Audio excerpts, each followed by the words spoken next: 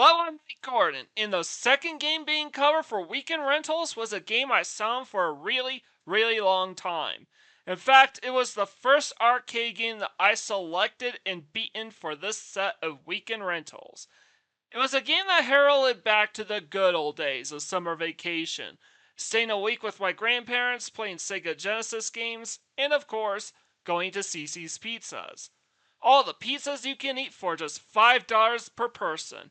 And in the back was this little arcade, and the game that caught my attention that fateful day was none other than Sunset Riders. Ah, yes, Sunset Riders, one of the greatest and most underappreciated arcade games ever made by Konami. And honestly, of all the games I'm covering this weekend, this is the one game that I could perfectly see fitting in at Casa Bonita. I'm honestly kind of surprised that they don't have that game. And not only do they not have it, to the best of my knowledge, they never did carry this game in the first place. I mean, sure, beat 'em ups are to video games what Western arts are to movies, but Sunset Riders is literally set in the Old West. I get that Casa Bonita would rather give us carny games so we can exchange tickets for prizes, but come on, you couldn't get more Western Mexican themed if you tried.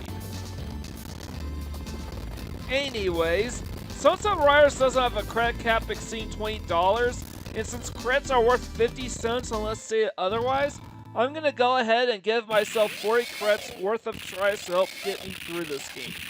Needless to say, I'm gonna need them. As you can plainly see, each player is assigned their respective character. Player 1 is Steve, 2 is Billy, 3 is Bob, and 4 is Cormano. My controls are assigned to player 1, which means I will be playing as Steve for the duration of this playthrough. However, if you pay close attention to the intro, you'll note that Steve and Billy both use pistols, while Bob and Cormano use shotguns. This is important because the two weapons are not the same thing.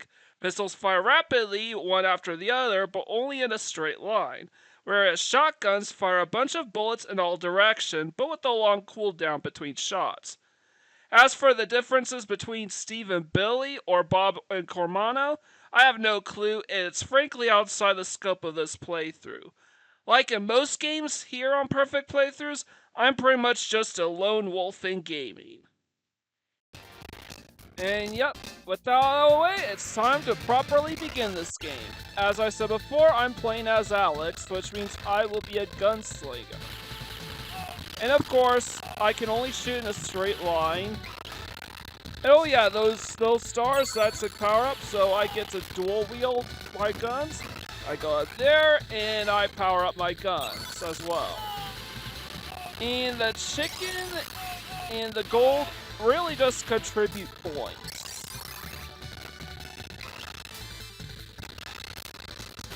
And pardon the rapid dithering and whatnot. I'm literally trying to remember this is really not on actual hardware, but on the computer. And this is a really fun one. Not only with the rampant shooting, not only the music, but the set piece with while you're running across the bowls, trying to run for your life and avoid getting killed. This opening level with the music and all that absolutely threw me into this game. And when I first played it, I was playing with 3 other people, complete strangers that I would never meet again. We just so happened to be at the right place at the right time. By the way, you can pick up the dynamites and throw them, but usually it's in your best interest to just get out of the way. And here's some more of the running of the bulls, running avoid getting killed. Now this time we actually don't want to run to the far end of the screen because we need a platform. Alright. Okay, first boss. Time to pay. You saw his name on the one poster. I literally forgot. Whenever you come across these boss fights, the one piece of advice I would give you is aim for the henchmen first and foremost. Once they're all dead, you can now safely engage these bosses. And of course, don't be directly underneath the barrels when you fire them, or else your guns will downgrade. Yes, like Contra, it's one hit and you're dead, and if you die, you lose all your upgrades. So now it's just the base pistol. Well, I guess you could call it a revolver. But what kind of revolver rapid fires a near infinite supply of ammo? Revolvers can only carry 6 shots in them. No matter, this boss is plenty easy, and I've actually beaten this opening level without taking a single death plenty of times in the past. That was just a misplay on my end. You literally don't need to do any sort of elaborate strategy to take him down.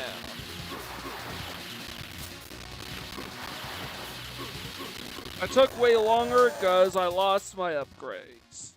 Marry me with my money. And that's that. We have beaten for level 1. Ooh, we got an extra life too. And next up is Hawkeye Hank Hatfield. $20,000. Yeah, the bounties that you collect are literally just part of your high score.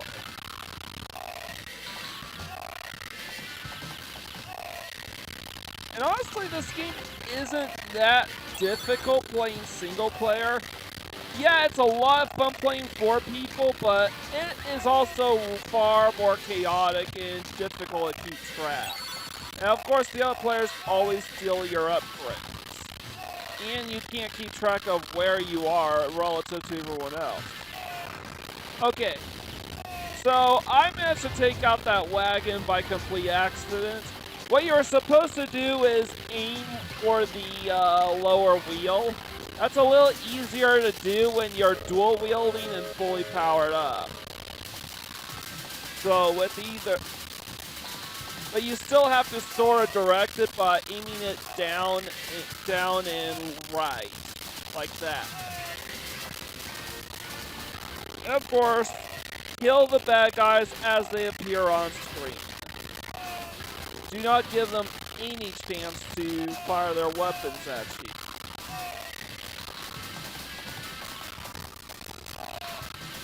A bit of trivia, this stage, along with the other horse riding stage of the game, were completely removed from the Sega Genesis version of Sunset Riders.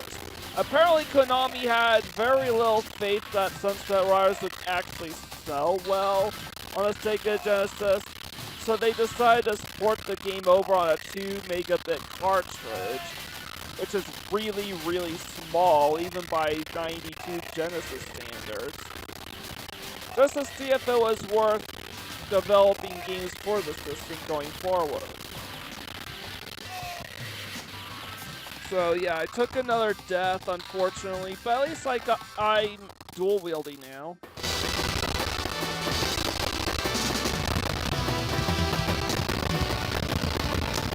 Draw, Pilgrim. Sorry, I wanted to wait for the boss fight to make his big speech because, well, this music really kicks ass and is probably the best music track in the entire game, especially boss tracks. Unfortunately, this is probably where the boss fights start getting pretty difficult. As per usual, you want to clear out all of the henchmen first before gunning for the boss. Of course, without the ability to dual wield guns or even a spread shot, it can be really tricky aiming for this guy. But really, you just want to play the long game.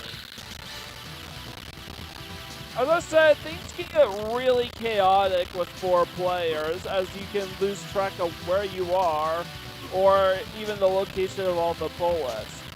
So yes, it sort of balances things out a bit by just playing this game by yourself.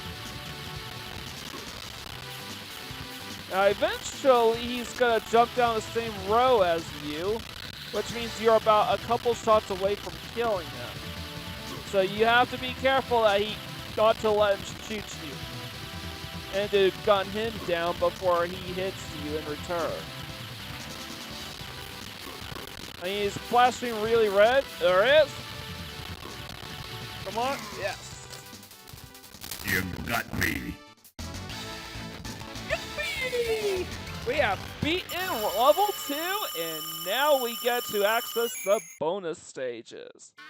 As I was saying regarding the Genesis version, Konami apparently had so little faith that Sunset Riders would have sold well that they would release the game on a 2 megabit cartridge, which is a disgustingly small cartridge size for a 92 Sega Genesis game.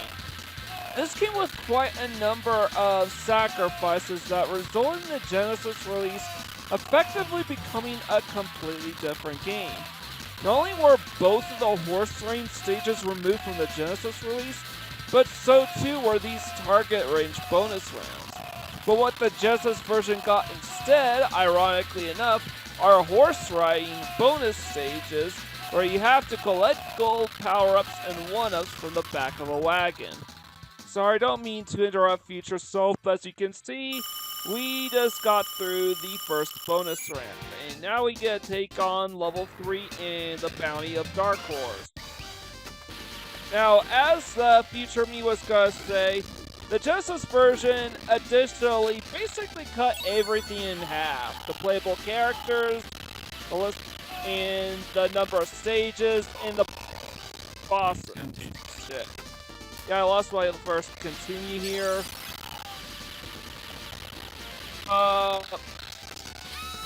Further, shit, I keep dying. A strategy that is generally recommended when playing Sunset Riders is to move just a tiny bit out of the time so that you're not getting thrown on all sides by enemies and projectiles. And of course, make sure to make use of the, hopping up and down these ledges.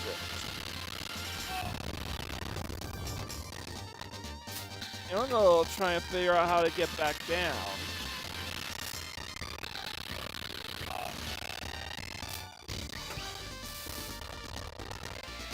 Yeah, I can't go over there anymore. Alright. So yeah, half the playable characters are gone, which are Steve and, yeah, there's no playable Steve, no playable Bob. You still get Billy and Cormano, that's it. And I'm going through my lives and continues fast now. That ain't good. However, even though half the levels were gone, some of them were more or less reissued as acts of another level. So while the Genesis version has just 4 levels in it, the bright side is that Acts 1 and 2 of the first level is literally a mix of the first and third levels. But with the first stage boss in the game, which is the fight against Freedwill. Now, I have to try navigating quite a bit of jank.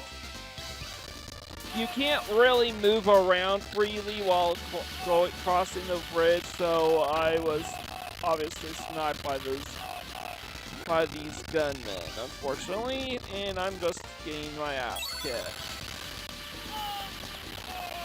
So yeah, so this would normally be the second act of the first level. Now, in the Genesis version, Act 1 of a level basically ends with you rescuing a damsel in distress, whereas Act 2 would end in a boss fight. This guy here, for example, is completely removed from the Genesis release. Now, as per usual, the strategy is to stay up here at all times. Not only are all of his henchmen that are up here, but the only way to evade all of his attacks. Yes, even his armored horse can kill you.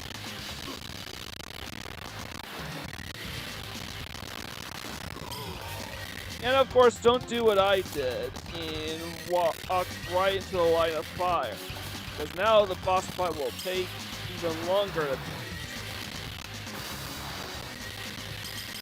Yes, I didn't have my weapon fully powered up, but I was dual wielding. And something you'll notice is that Steve and Billy will always aim their second gun at an angle relative to whatever direction you're firing with your main gun.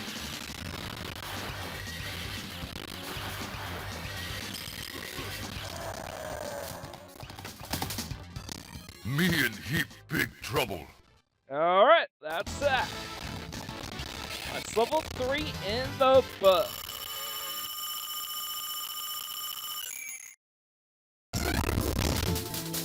You alright, man? Oh, those terrible men. Please help. Alright, man. Don't worry about it. And this is another level that is completely omitted from the Genesis version. And this is actually also... We're gonna blow you away. a boss fight as well. Of course, start by taking out the minions, which is a little easier said than done without any upgrades, so let's try dual wield. Fortunately, I'm going to adapt the strategy of just take the deaths if you have to. And of course, aim for the one brother. Now, I was just aiming the brother on the left out of sheer convenience, not really because he's throwing bombs. But yes, the strategy should be to aim for the brother on the left because he's the one throwing bombs, which makes him extremely dangerous. Alright. So I'm going through my continues super fast. Right side is I still have 35 credits left. And of course you can't touch the enemies or you'll die. Okay, that's one down. So this guy will get a little bit more aggressive now with his flames. But the flames are a little less problematic than the bombs. So here's my next power up. This one to upgrade my gun so it deals a little bit of extra damage.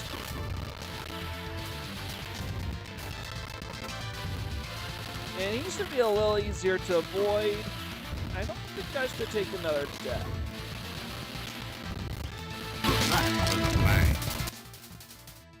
And that's it. That's level 4 in the books. We are officially halfway done with the game already. So let's go back to feature me. Incidentally, I haven't yet talked about the SNES version yet, because for the most part the SNES port is a successful recreation of the original arcade game. Not only are all 8 stages and the shooting gallery bonus rounds mostly intact, but Steve, Billy, Bob, and Cormano can all be selected at your own leisure. However, due to Nintendo policies, the ladies we've come across so far had to be dressed up in more conservative clothing, and all the female enemies, the ones throwing sticks of dynamite at you, had to be removed from the game. Incidentally, those same female enemies were also cut from the Genesis release, though this could be attributed to the game's storage space. And speaking of which, while all the ladies remain provocatively dressed in the Genesis release, Stage 4, and by extension, this scene with the dancers, had to be completely cut from the Genesis version, again due to storage limitations. Oh, you boys are so kind. I will tell you a secret. A huge reward is being offered for Richard Rose, but be careful, he always has 3 sidekicks with him. Believe it or not, this is the story of Sunset Riders. We have to take down Sir Richard Rose and his gang, and from here on out, pretty much the arcade, Genesis, and Super NES versions will all be well aligned in terms of story and level progression. This is literally level 2 of Sunset Riders on the Sega Genesis. split up into 2 acts. Save the princess and defeat the boss. Although the boss at the end of the Genesis version is different, but we'll get to that when we get to that. So, yeah.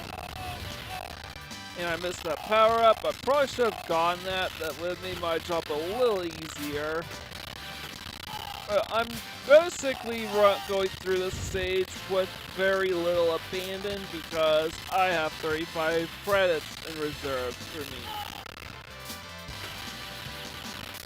me. Incidentally, if I were to get 4 players involved, at least 3 of these credits would be used.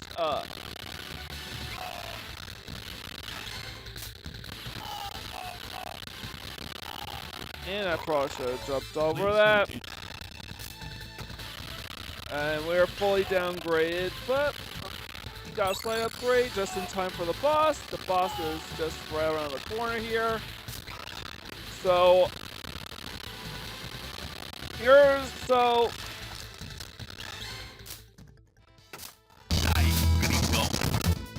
Alright, so I have a strategy for this boss. Usually it's just to play keep away and just shoot at him when he's jumping around all over the stage. But because I'm loaded up on so many lives and credits, I'm just gonna go up to him and just shoot him in the back. And while I'm pissing away all my credits, allow me to reintroduce you to future me to provide some additional trivia regarding this guy. When El Greco's defeated, he'll end the battle by throwing his sombrero off the side of the train before plummeting to his death. If you're playing as Cormano when this happens, he'll catch El Greco's sombrero and will wear it for the rest of the game. Oddly enough, El Greco isn't in the Genesis version, meaning that entire sequence isn't in the game either. So then, why bring back Cormano if his big moment isn't even in the game? I mean, I get that Konami probably wanted to represent both styles of gameplay, pistols and shotguns, but why choose Billy and Cormano over Steve and Bob respectively? Steve's player 1, he's basically the de facto main character of the original game. Well, I have a hunch, but Billy and Cormano were likely chosen due to their uniform color scheme. Billy's dressed in all blue and Cormano's all pink or purple. By comparison, Steve and Bob's color scheme are both all over the place and probably not easy to render on a 2 megabit cartridge. Konami probably chose the 2 characters that both had the most uniform color scheme and happened to be wielding different weapon types. And that's how Billy and Cormano made the cut over Steve and Bob respectively. Very interesting theories to say the least. Anyways, El Greco's about to die soon, so he'll be throwing his sombrero real soon. Adios, amigo. And as future me said, I would be catching that sombrero right about now if I was playing as Cormano. And now for another bonus round and another tip from future me. Have you guys noticed the jank when playing this minigame? Well, the reason's the same reason for all the static noise that you hear in the background. The gameplay footage of both games came from different online websites, not from an emulator and not from an arcade cabinet. Because of this, I had to map my controller to the game in order to play the games. However, for whatever reason, the games both refused to allow me to map the analog stick to the movement commands. So, I'm playing this entire game using a D-pad. And because Sunset Riders is meant to be played with a joystick instead of a D-pad, the game interprets actions performed with the D-pad as diagonal movements instead. Again, very interesting theories to say the least. So now that Steve is fully powered up, fuck, never mind. We got killed by an Indian fire shooting flaming arrows. So something else I would like to address about this stage. This is the only stage in Sunset Riders that the Genesis version retains in its entirety. yes, they split it up into 2 acts like all the other levels in the game, but it's the only version that retains all the Indian enemies here. And it actually features the entire trolley section at the end of the stage as well. The SNES version, due to it being seen as offensive, removed all the Indian enemies and replaced them with the generic cowboy enemies you've been fighting the entire time. And they also never got to fit the trolley right here, whereas the Genesis version did, albeit in a second act.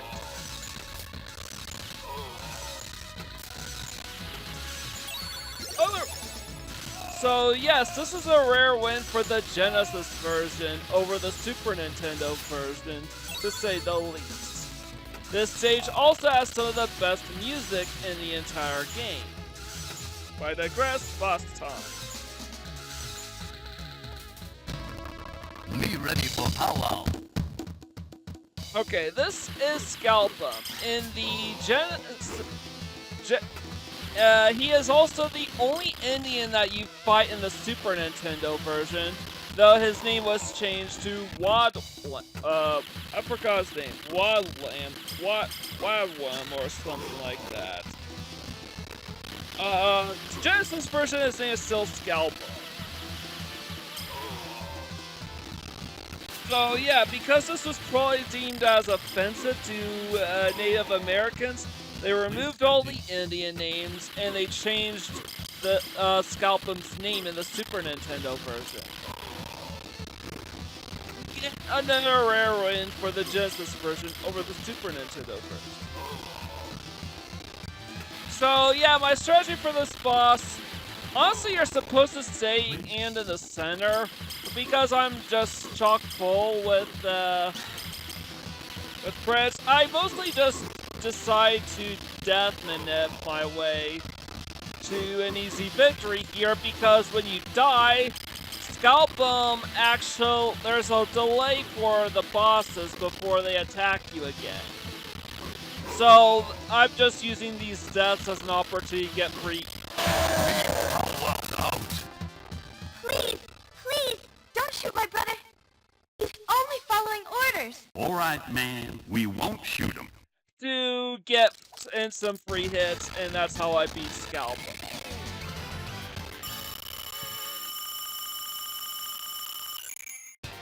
And here is the penultimate stage and the penultimate bounty, as well as the last stage in Sunset Riders that was cut from the Sega Genesis version. Although I suppose you could argue that an on-foot version of this stage does exist in the first half of Act 1 of the final level of the Genesis version. And that's worded very weirdly. Incidentally, the Super Nintendo version actually truncates the horseback section down to just the first half of the stage.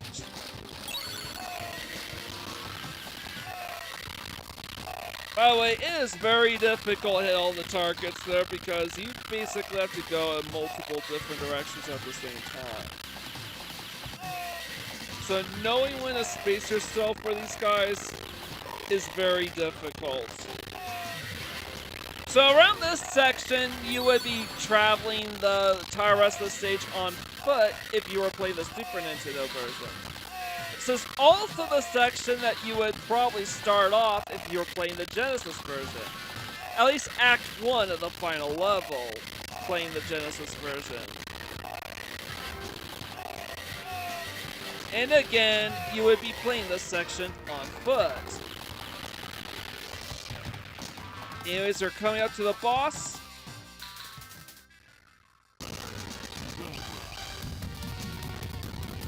And you know how I mentioned that El Greco isn't in the Genesis version of Sunset Riders? Well, the reason for this is because Konami decided to move this guy into El Greco's stage. Probably because he is way easier than the previous two bosses. It doesn't look like it, but I'm kind of playing this with reckless abandon. As per usual, take care of his minions first, and then focus your efforts on El Paco, I think it's called. Please continue. It is a little tricky dodging his ammo, but he is a very easy guy to hit, especially if you with a fully upgraded gun. He's just about dead, so I finally nailed that slide. Again, the result of controller jank. So he's flashing red now, so he's just about dead. So he's gonna be talking real soon.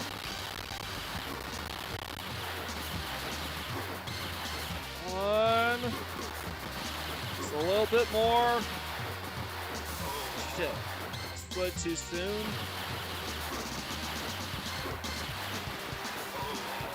Oh, come on! Just die already!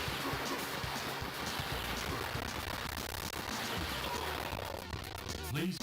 This isn't good. I have fewer than 20 credits now. The final level's really hard.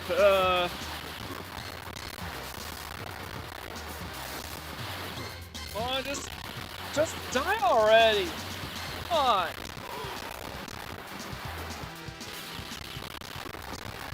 Over half my credits are gone.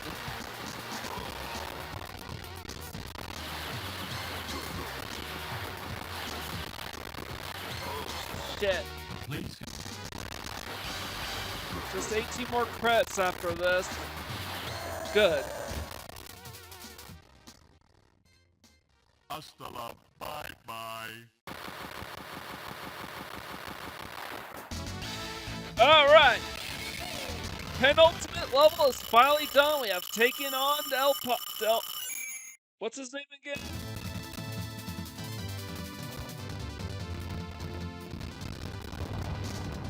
Almost blew the guy's head off. Paco Loco. Now it's time to take on Sir Richard Rhodes, the final boss of Sunset Riders, and the big bad of the game. Let's do one last response from Future while we're taking care of these minions. As I said earlier in the video, yes, although split into 2 acts, Scalpin' Stage was the one stage in Sunset Riders that the Genesis version was able to retain in its entirety, but not the Super Nintendo. This wasn't the only big win of the Sega Genesis version. The Genesis version also included a 2-player versus mode where the objective is to reduce the other player's health down to 0, and the Genesis version even made slight modifications to the controls with its 3-button interface. Want to jump, want to shoot while in motion, and want to aim and shoot from a standstill. Finally, just like in the arcade version, if you lose all your lives with the Genesis versions, you can continue right where you left off. Whereas in the Super Nintendo version, you'd have to start the whole stage over again from the very beginning. And just like with the arcade version, the Genesis version doesn't penalize you for beating the game on a lower difficulty setting, whereas the Super Nintendo version will deny you the true ending if you beat the game on anything lower than the hardest difficulty setting. Yeah, and I just played through a whole host of different jank, being unable to get off the... Come on! And not even being able to steer the jet. First, the freaking rope that I had to climb across, not be able to get off it. And now it's this stupid Gatling gun. That literally... Oh, come on! Just gonna hurry and take these guys out. Finally. I literally lost a couple of credits needlessly to these spotter type of enemies. It's ridiculous. But yes, this level is insanely hard. I can't imagine having to start this whole section over again. Also, another advantage with the Genesis version is that the vast majority of this stage, which would be Act 2 of Level 4 of the Sunset Riders, is completely cut! Please continue. Now I only have 15 credits for the final boss. I'm gonna just try. Oh, come on.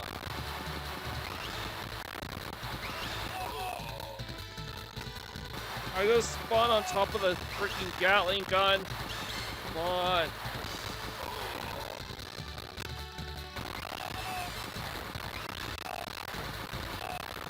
So much jank.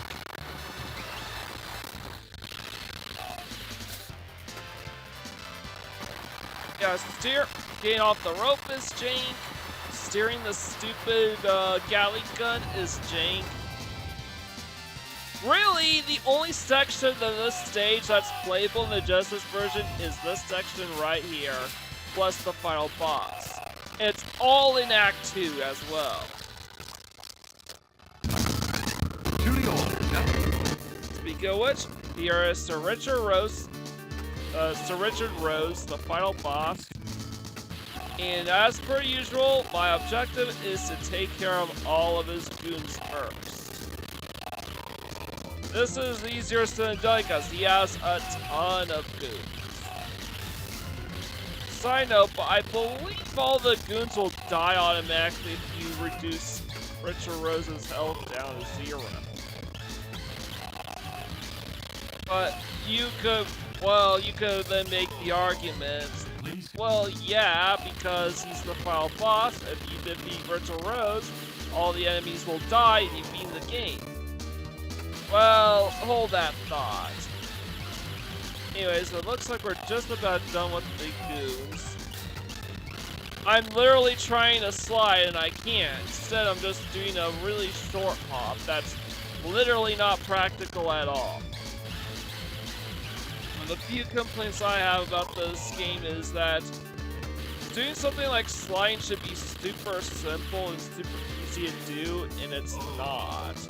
You have to hold down as well as hold whatever direction you're facing and then slide. Holding down, you just do that stupid short hop.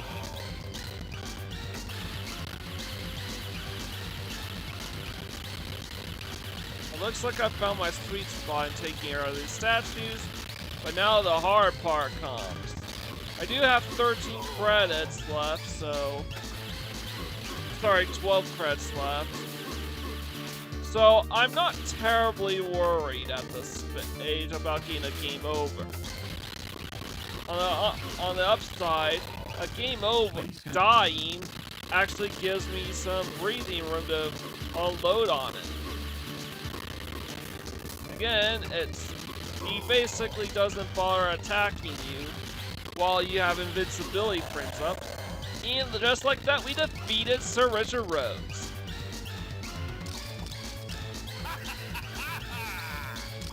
It's like, you didn't think it'd be that easy, did ya?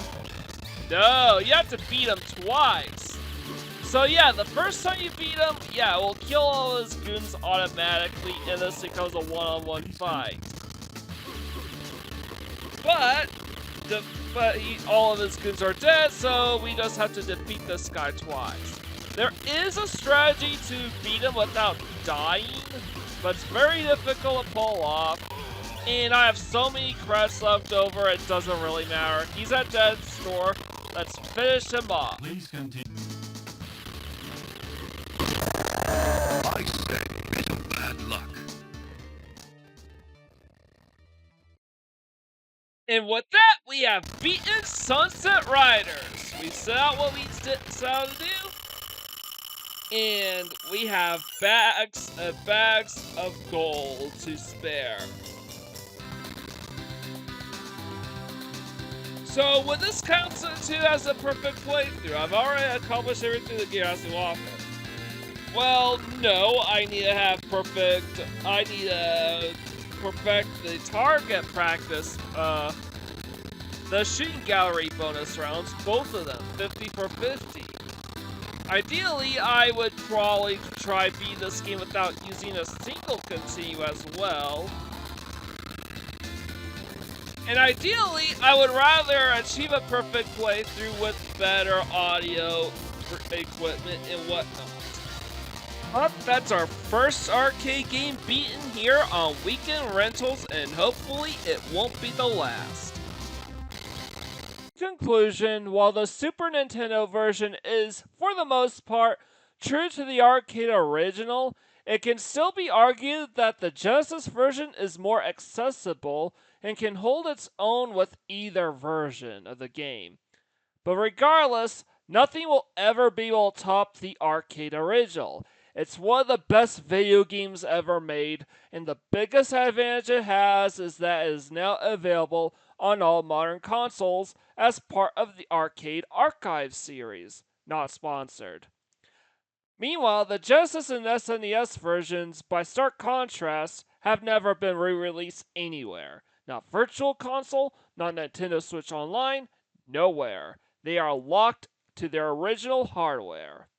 And as a result, those versions now go for insane prices nowadays. Whereas the arcade original is literally available for purchase on the Nintendo eShop for just a little over $8. And it's just as great here on the Nintendo Switch as it was on the arcade.